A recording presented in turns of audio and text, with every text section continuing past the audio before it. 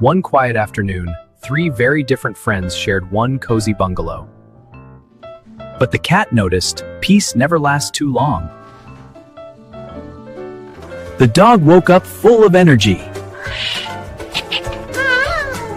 And suddenly, the calm turned into chaos. One small accident made a very big mess. Everyone wanted the same thing, at the same time. Soon, guilt filled the room.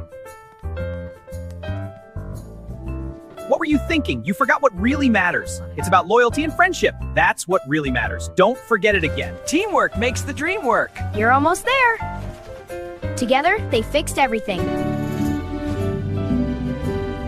And that's how friendship won the day.